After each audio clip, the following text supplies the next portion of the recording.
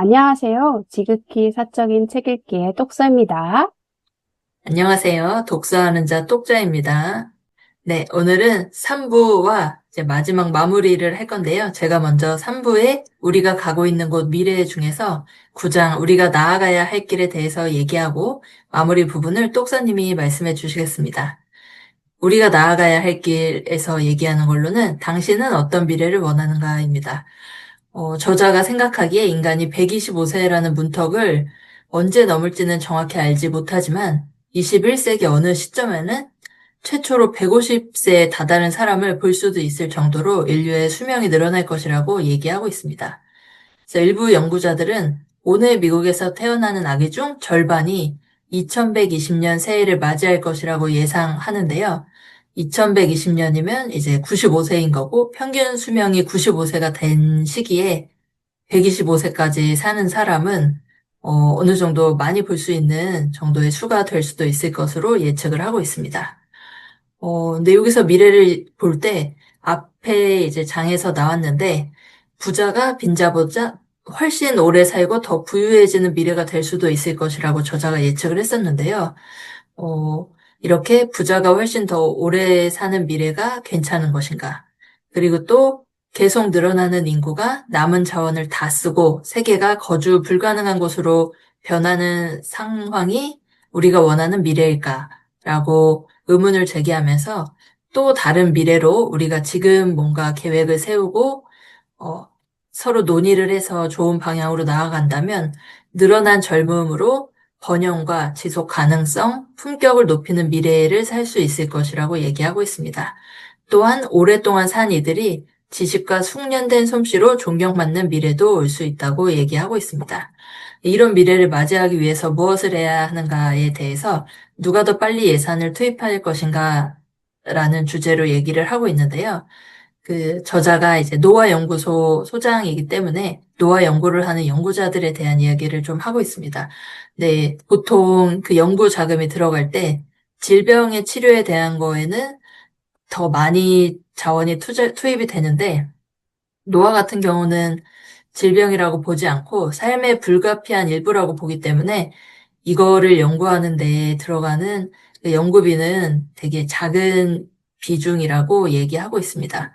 그래서 이렇게 계속 이제 노화에 대한 연구를 하지 않을 경우에는 조금 어려움이 있을 것 같고, 그래서 노화가 질병이라고 정의하게 된다면 더 건강하고 오랜 삶을 이루는 데 도움을 줄 수 있고, 일자리가 늘어나고 산업이 흥할 것이라고 예상을 하고 있습니다. 여기에 각 국가에 대한 이야기를 좀 하는데요. 저자가 이제 호주에서 태어나고 아버지도 이제 호주에 살고 계시기 때문에 호주에 대한 이야기를 하고 있습니다. 호주의 이제 정부 관계자와 만난 이야기를 하는데요. 호주에서는 노화를 질병으로 보는데 어느 정도 동의를 하고 있고, 국가적으로도 뭔가 노력을 하는 부분이 있어서, 앞으로 더 빨리 진행이 될 것으로 보고 있다고 하며, 이제 미국 같은 경우에는 그 노화가 질병이라고 인정하는 거에 대해서 아직 진행된 사항이 별로 없어서 좀 아쉽다고 얘기하고 있고요. 그리고 미국이 현재 세계 항공 부문을 거의 독차지하고 있는데, 이렇게 먼저 선점해서, 그리고 앞서 나가서 좀 받아들이는 나라가 더 유리하기 때문에, 이렇게 노화를 질병으로 보는 변화가 있었으면 좋겠다고 얘기하고 있습니다. 그 다음은 치료에서 연령 차별 없애기라는 주제인데요. 저자가 이제 치과에 진료를 받으러 갔는데 치과 의사가 이 정도면 정상이니까 그냥 따로 치료 안 해도 될 거라고 얘기했습니다. 그러면서 이제 앞니가 2개 정도 마모가 됐는데 뭐 이 정도는 나이가 있으니까 정상이에요. 10대 청소년이라면 때울 것 같아요. 라고 하는 말을 듣고 저자가 저도 치료를 받겠다고 하고 치과 의사가 이제 바로 안 해주고 뭔가 좀 설명을 들은 다음에 치료를 받게 됩니다.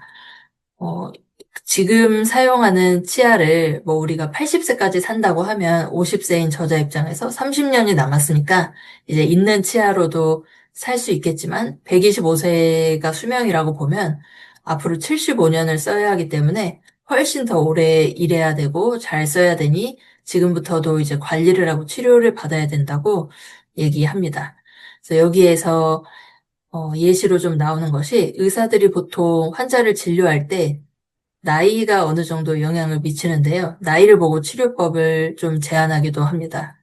예를 들어서 뭐 6, 70대인 환자의 경우에는 뭔가 치료를 통해서 수명이 연장되는 효과보다 이제 현재에 나타나고 있는 그런 것들을 조금 줄여주고 좀 편하게 지내실 수 있도록 치료하는 데 중점을 두고 있는데요.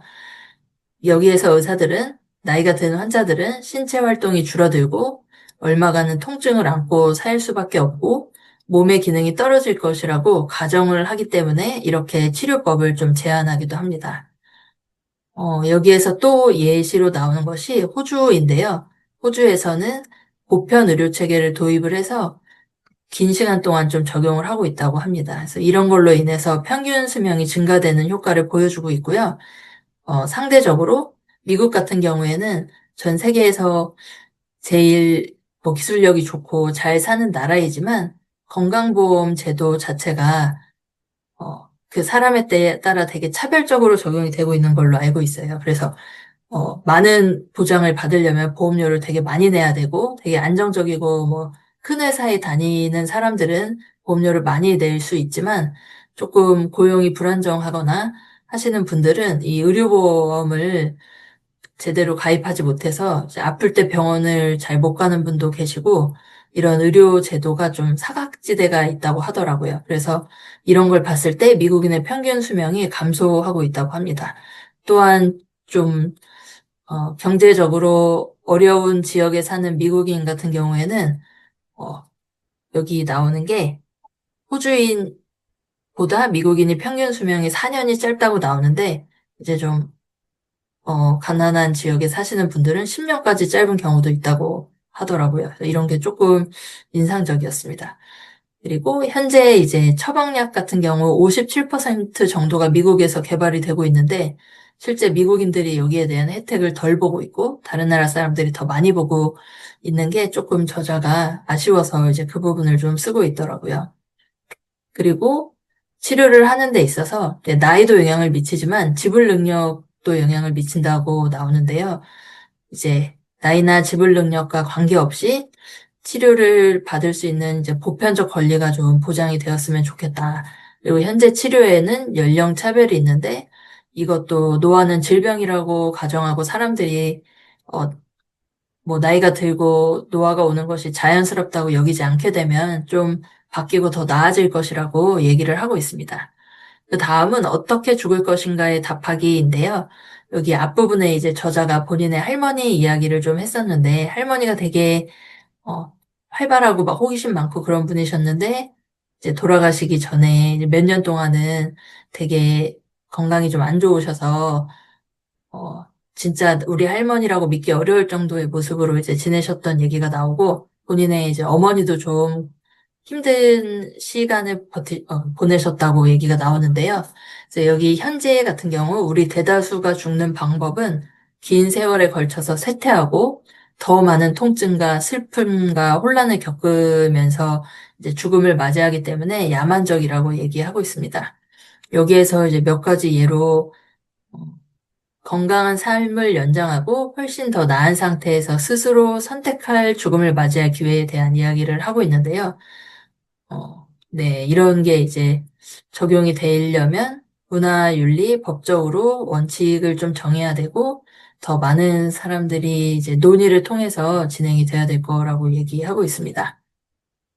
여기에 이제 예시로 나온 분이 계시는데 저명한 생태학자였던 데이비드 구달 같은 경우에 104세인 2018년도에 이제 본인이 원하는 죽음을 맞이하고 싶었는데 조국인 호주에서는 조력사가 불법이었기 때문에 조력사가 합법적이고 안전하게 이루어지는 스위스의 병원으로 가서 이제 마지막을 맞이하셨다고 합니다. 이렇게 이국 땅에서 죽는 것과 생애 마지막 행위를 범죄로 마감하는 것 사이에서 선택해야 되는 상황은 좀 없어야 될 거라고 저자가 이야기하고 있습니다.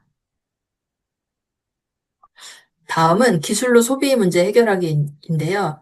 우리는 예전에 이제 물건을 되게 많이 만들고 사용하는데 좀 많은 에너지와 시간을 썼다면 요즘 같은 경우에는 그래도 더 깨끗한 공기, 더 안전한 차, 희귀병 약 개발 같이 조금 더 이제 물건 자체보다는 삶의 질을 높여주는 것에 이제 에너지와 시간을 쓰는 경향이 있는데, 그래도 이렇게 물건보다 다른 걸 쓰는 게 소비의 종말은 아니라고 하면서 현재 식품이나 물, 에너지 낭비하고 있는 얘기를 하고 있습니다. 물이 엄청 이제 많이 사용해서 이제 오염이 되고 그걸 다시 정수 처리하는 데 들어가는 뭐 에너지와 비용도 크고, 선진국 같은 경우에는 10억 톤에 달하는 이제 식품을 버리고 있는데, 그와 반대에 이제 세계 어느 곳에서는 수백만 명이 굶주리거나 영양실조를 경험하고 있습니다. 이렇게 소비가 문제가 되고 있는데요. 이렇게 우리가 소비 때문에 멸종하게 된다면 더 길고 더 건강한 삶이 좋을 리가 없다. 이게 의미가 없어지기 때문에 앞으로 소비를 덜 하고 혁신을 더 이루고 자연과 균형을 이루는 것이 필요하다라고 얘기하고 있습니다. 그리고 이제 일자리에 대한 이야기를 하시는데요. 나이가 숫자에 불과한 시대에 일하는 방식에 대해 얘기합니다. 지금은 주말이 당연히 이제 지켜져야 하고 주 5일제가 되게 당연하게 느껴지는 시대인데요. 제가 처음 입사했을 그때는 주 5일제였지만, 제 선배들 같은 경우는 토요일도 일했다면서, 내가 뭐 토요일도 일했지, 이런 얘기를 많이 하셨거든요. 이렇게 1800년대 말까지는 주말에 대한 개념이 아예 없었는데, 그 이후에 이제 이런 개념이 생겼고, 현재 적용되고 있는 일일 노동시간, 뭐 주 52시간, 이런 식으로 노동시간에 대한 제한도 생겼고, 아동 노동도 폐지되고, 의료 혜택이나 이제 보건 또 늘어나면서 이렇게 점점 일하는 곳에서의 혜택이 개선되고 있습니다. 그리고 또 현재는 이제 퇴직이라는 개념이 있어서 뭐 60세, 65세가 되면 정년 퇴직을 해야 하지만 앞으로는 이렇게 개인 연표상의 나이와 퇴직을 연결짓는 것은 시대착오적인 것이 될 것이고 본인의 능력에 따라서 더 오래 일하는 것도 가능할 것이라고 얘기하고 있습니다. 이 책 이제 앞부분에 좀 나왔는데 미국의 뭐 국회의원 같은 경우에 되게 오래 일하신 분들도 계시고 뭐 교수나 연구자나 나이가 들수록 더 이제 뭐 연륜이 쌓여서 더 사용할 수 있는 분들은 더 이제 오래 일하는 시대가 될 것 같습니다.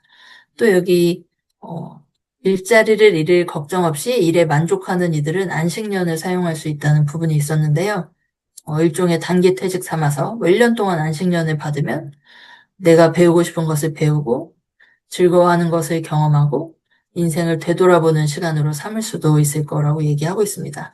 현재는 이제 40년, 50년 동안 일한 뒤, 이것도 되게 길게 얘기하신 것 같긴 한데, 이렇게 뭐 60세나 65세에 정년 퇴직을 하면 짧게 쉬다가 평균 연령이면 80세나 75세라고 하면 뭐 10년, 15년 이후에 이제 세상을 떠나는 것이 일반적인 상황이었는데요. 125세까지 살게 되는 세상에서는 60세나 65세에 은퇴해서 계속 일을 안 하기는 좀 어려워지는 시대가 될 것 같습니다. 그래서 과거 노동자들에게 적용되던 퇴직과 이런 혜택 같은 것이 변화가 필요하고, 앞으로 이 변하는 시대에서는 일하는 방식이나 일하는 연령도 좀 바뀌어야 될 것 같다고 얘기하고 있습니다. 제일 마지막에 제목은 고손주를 만날 준비를 하자인데요. 처음에 이게 고손주? 이렇게 좀 갸우뚱했었는데, 내용이 좀 와닿는 내용이어서 얘기를 해보겠습니다. 보통, 보통 우리는 이제 노화와 죽음에 대해서 생각을 하면, 우리 자녀는 어떻게 될지, 뭐 앞으로 자원이 없어지거나 인구가 너무 늘어나면, 뭐 기후변화가 일어나면 살기가 힘들어질 텐데, 뭐 이렇게 걱정은 하지만, 자녀는 뭐 수십 년 뒤가 되면 우리가 먼저 가고 따라올 것이고, 손주까지는 이제 어떻게 될지를 조금 신경을 쓰지만, 그 이후 증손주나 고손주까지 뭐 내가 만날 거라는 기대는 잘 하지 않는데요. 모든 사람이 손주뿐 아니라 증손주와 고손주까지 만나고자 기대하기를 원한다고 저자가 얘기하고 있습니다. 이렇게 장기적으로 보게 되면 앞으로 지금 내가 결정하는 것이 미래에 어떤 영향을 미칠지를 조금 더 선명하게 그려보고 생각할 수 있을 것 같은데요. 이렇게 앞으로는 여러 세대가 함께 살면서 함께 일하고 함께 의사결정하게 되기를 원하고, 미래에 영향을 미칠 우리의 결정, 지금 생애에서의 결정에 대해서도 앞으로 고손주가 사는 시대는 어떻게 될지, 생각하면서 좀 책임 있는 결정을 하게 되기를 원한다고 하고 있습니다. 그래서 100년 뒤의 사람들에게 혜택을 줄 연구에 투자하고 앞으로 200년 뒤의 지구 생태계와 기후를 걱정하기를 원한다는 말로써 이제 우리가 가야 할 미래에 대해서 이야기하고 마치고 있습니다. 다음은 똑사님이 말씀해 주시겠습니다. 저는 이 에필로그인데요. 이 저자가 노화의 종말 나가며라고 했고, 이 제목을 22세기를 향하여라고 정했더라고요.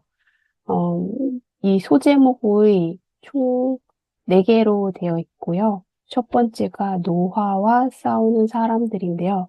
이 저자가 자기가 지금 같이 있는 연구원들을 한 명 한 명씩 이름을 불러가면서 친절하게 얘기를 해주더라고요.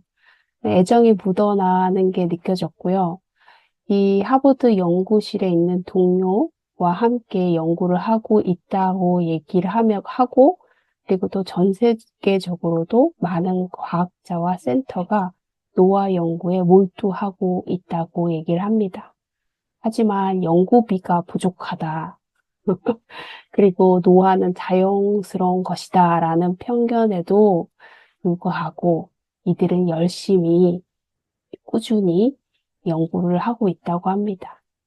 노화와 싸우는 연구자들에 대해서 계속 얘기를 했고요. 두 번째는 편견과 그릇된 믿음을 넘어인데요. 여기서는 이제 노화 연구를 부자연스럽고도 부도덕한 일로 간주하는 사람들이 일부 있다라고 했는데, 제가 이 책을 읽었을 때 처음에 이런 얘기를 했던 것 같아요. 노화는 자연스러운 거고 그게 자연의 이치인데 그거를 거스르려고 하는 것 같아서 별로 마음에 안 든다라고 얘기했던 게 바로 편견이었고, 이런 편견과 맞서 싸우는 사람들, 그리고 그거를 맞서서 지금 연구하는 저자가 하는 말이라, 나한테 하는 말인 것 같다는 생각이 들었어요. 그리고 두 번째가 2003년에 미국의 생명윤리위원회에서 노화는 삶의 질서를 만드는 중요한 과정이다. 그래서 노화 연구에 대해서 우려를 표명했어요. 이게 저뿐만 아니라 2003년에는 거의 대다수의 사람들이 아마 이 노화 연구를 부자연스럽고 부도덕한 일로 바라봤던 것 같아요. 그러나 이 저자는 노화는 극복 가능한 문제이며 계속 노화는 질병이라고 얘기를 하잖아요. 그 극복 가능한 거예요, 질병이니까. 치료만 하면 되는 거라고 생각을 하고, 그래서 치료를 해서 건강하게 사는 날까지 사는 그 삶을 연장하는 게 중요하고, 이제 그러한 시대는 불가피하다라고 얘기를 해요. 그러고 보면 그런 것 같아요. 옛날에 저 20대만 해도 80까지 사는 게 일반적인 삶의 평균 나이였는데 지금은 90세, 100세도 많이들 사시잖아요. 진짜 삶은 연장되고 있고 연장이 되는 게 중요한 게 아니라 정말 건강하게 오랫동안 사는 게 중요하잖아요. 지금 주위를 봐도 70대 노인인데 70대로 보이지 않는 분들이 꽤 있어요. 50대처럼 근육질도 있으시고 허리도 꼿꼿하시고 머리숱도 많으신 분들이 꽤 되시더라고요. 이런 거 보면 정말 처음에는 이 노화 연구에 대해서 부자연스럽고 부도덕한 일로 바라봤던 사람들도 이제는 어느 정도 건강한 수명이 연장되는 것은 받아들이는 시대가 된 것 같다는 생각이 들어요. 그래서 이 저자는 언젠가는 이 정부와 의료계도 노화를 늦추는 약물 처방도 인정하고 그로 인해서 우리 사회가 이 노화를 질병으로 인식하고 윤리적으로 수용하게 될 거라고 확신을 하고 있더라고요. 이게 계속 읽으면서 이분의 글을 읽으면서 굉장히 자기가 노화 연구를 하는 거에 긍정적인 밝은 미래를 상상하고 계시다는 생각이 들었어요. 그 세 번째가요, 내가 나를 위해 하는 일인데 이 부분은 이제 저자가 노화 예방을 위해서 하는 실천 루틴들이 쭉 나와요. 첫 번째가 영양제를 복용하는 건데요. NMN 1g, 그 다음에 레스베라트롤 1g, 요거는 요거트랑 섞어서 드신다고 하더라고요. 그리고 메트포르민 1g, 비타민 D, 비타민 K2, 아스피린 83mg을 매일같이 복용하신대요. 매일같이. 그리고 식습관은 설탕, 빵, 파스타를 제한한대요. 밀가루가 안 좋다는 얘기를 많이 하는데 여기에서 빵, 파스타가 밀가루잖아요. 그래서 설탕, 밀가루들을 제한하고 하루 한 끼를 거른대요. 음, 이분은 바빠가지고 자연스럽게 점심을 건너뛰는 일이 허다하다고 얘기를 합니다. 그래서 저도 이거 보면서 나도 의식적으로 건너뛰어야 되나 점심을? 이런 생각을 했는데 잘 될지는 모르겠어요. 그리고 우리가 그때 봤던 채소 위주의 식단, 그리고 붉은 고기, 포유로 고기는 최소화하는 식단을 계속 하고 있고요. 그리고 운동을 하는데요. 매일 걷기, 계단 오르기를 하고 있답니다. 주말에는 아들과 체육관에 가고 웨이트, 사우나, 냉수욕을 계속 하신다고 합니다. 건강관리는 우리가 앞에서도 봤지만 예, 생체 지표 모니터링, 웨어러블 기계를 통해서 그리고 정기적인 혈액 검사를 통해서 계속 자기 몸 상태를 모니터링 한대요. 그리고 정상의 범위를 벗어나면 그 안에 들어오려고 조절을 하고 계속 그 일정을 그렇게 자기 몸을 관리하고 계시더라고요. 생활 습관을 보면 담배도 안 피시고요. 전자레인지에 플라스틱을 넣고 돌리지 않는데요. 그리고 자외선이나 X선 노출을 최소화하고 쾌적한 수면 환경을 유지하려고 노력하고요. 그다음에 체중은 BMI가 23에서 25를 넘지 않도록 한대요. 이런 루틴을 갖고 계시고 가족도 함께하는 루틴을 갖고 있는데 그게 바로 이런 영양제 복용이었는데 아버지가 지금 80세고 아내 그리고 동생 반려견까지 개들까지도 이 NMM을 복용하고 있다고 합니다. 그래서 지금 현재 다 건강하대요. 이거는 별로 어려운 게 아니기 때문에 꾸준히 실천 가능하기에 가족들도 지금 현재까지 잘 유지하고 있고요.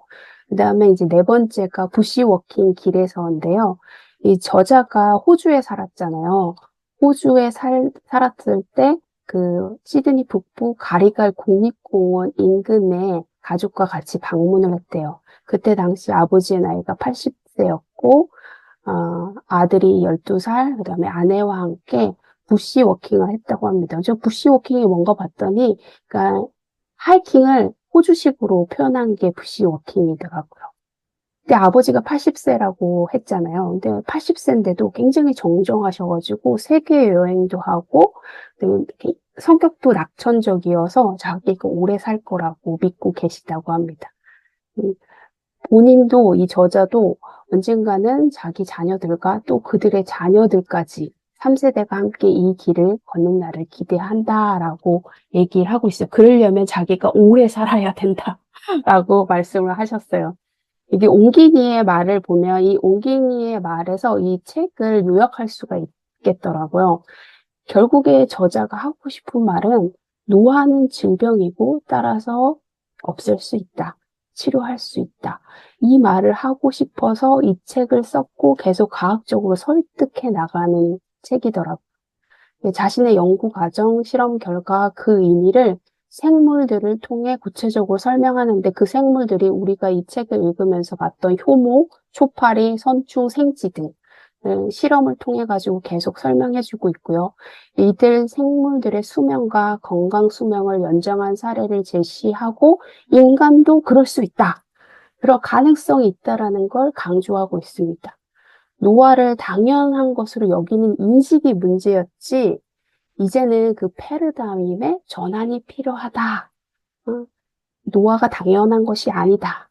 라고 계속 주장을 하고 있고요.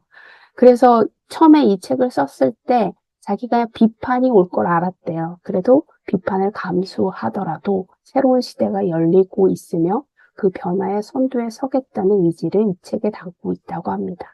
이 책의 핵심 메시지는 결국 한 줄로 요약될 수 있는데요. 노화는 질병이고 치료할 수 있다. 근데 이게 되려면 제일 첫 번째로 우리의 오래된 믿음, 고정관념인 노화는 피할 수 없다. 노화는 자연스러운 것이다. 라는 이 믿음을 깨야 된다고 얘기를 하고 있습니다. 네, 여기까지 저희가 노아의 종말을 다 읽었습니다. 똑자님, 어떻게 읽으셨는지? 네, 제가 이 책을 읽으면서 생각한 게, 저도 노화는 좀 피할 수 없다는 고정관념을 가지고 있었던 것 같아요. 그래서 요즘 들어서 뭐 친구들을 만나면, 나 뭐 여기가 아파, 몸이 안 좋아 하면, 나이 먹어서 그래. 뭐 그런 거 있잖아요. 기억이 잘 안 나. 이러면 나이 때문인가? 이제 그렇게 좀 핑계를 대는 일이 많았던 것 같은데, 이 책을 읽고, 건강하게 오래 사시는 분들을 보니까, 내가 나이가 든다는 거를 핑계로 좀 노력을 하지 않는 건 아니었을까라는 생각을 하게 됐어요. 그래서 또 다른 책에서 읽었던 건데, 나이가 좀 드신 분들의 뭐 업무 능력이 떨어지는 경우가 있다고 하면, 그거는 뭐 인지적인 문제가 아니고, 그냥 노력을 덜 해서라고 써 있는 걸 봤거든요. 그래서, 나도 그냥 이렇게 노화나 나이 드는 거는 피할 수 없기 때문에 너무 당연하고 그냥 자연스럽게 받아들이고 있었던 것은 아닌지 좀 돌아보면서, 더 건강하게 노력을 좀 하면서, 이 저자가 아까 하셨던 것처럼, 뭐, 영양제도 좀 챙겨 먹고, 운동도 하고, 뭐 식이 습관이나 간헐적 단식이나 운동이나 막 그런 것들을 조금 실천을 하면서, 기왕이면은 사는 날까지 좀 건강하게 살면은 좋지 않을까 하는 생각을 했습니다. 그리고, 여기 나온 것처럼, 현재 좀 자원을 아껴 쓰는데 저도 노력을 해서 100년 후, 뭐 200년 후, 이후 세대를 사는 그 사람들을 위해 조금 노력을 하면 좋겠다는 조금 장기적인 관점을 가지게 되는 시간이었습니다. 저는 이거 똑자님이 읽자고 하셔가지고 읽었는데, 그, 기대하지 않았던, 뜻하지 음. 않았던 책을 읽음으로 해서 제가 가지고 있었던 고정관념이나 편견을 깰 수 있어서 정말 좋았던 것 같아요. 노화는 질병이고 치료될 수 있다. 이 믿음을 가져야겠다고 생각했습니다. 네, 여기까지 할게요. 오늘은 다음에 새로운 책으로 만나요. 안녕.